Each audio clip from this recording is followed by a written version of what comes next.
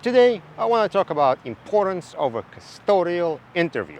Now, I'm not a person who would interview custodian. I never done that, but I was part of a discussion where people were, well, talking about what's involved and why it's important. And I want to take a couple of points and I want to bring them to you. So let's talk about that. Now, before you can collect data for a case, you need to know where the data is. And that's where a custodial interview comes in.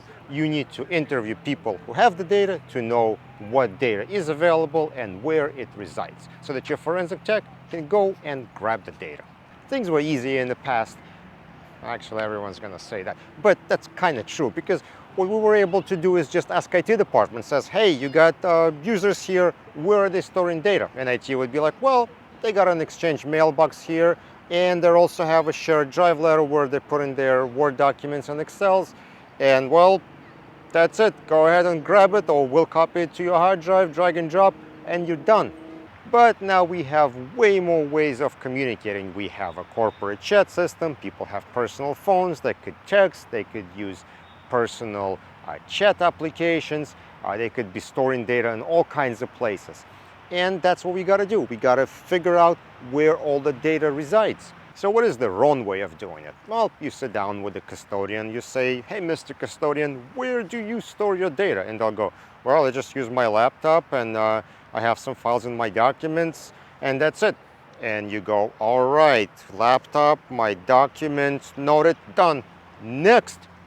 But here's probably a better way of doing it, is instead of just asking the custodian where you store your data, you want to sort of follow the story. You want to figure out who the people that are involved and how custodian is communicating with them. So instead of just saying, where is your data? You say, what tools do you use to communicate with people? So you could say, all right, you've been communicating with person so-and-so. You guys work together, right? Yes, yeah, we use Teams to talk to each other all the time. Okay, well, that person left 6 months ago. Have you been in touch with him?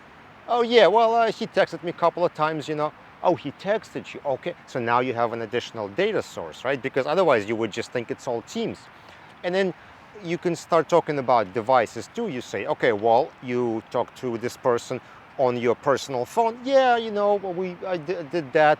But do you have any iPads or anything else? Like, oh yeah, I do have an iPad. I actually gave it to my grandson and he's using that. Did you wipe it? No, I didn't wipe it. I just gave it to him. He's still using it like that because I had this game installed that he really liked and I didn't want to remove it because they would erase his scores. Like, so it has all the old data from the chats from way back. Yeah, probably it could. So now you have additional device you could go after. So that was the idea from the smart people I heard talking about it, is you want to guide the interview process, not just simply ask, but work through the communication chains, who people are talking to each other, ask about devices. Did you buy a new iPhone? Did you back it up? What happened to the old iPad?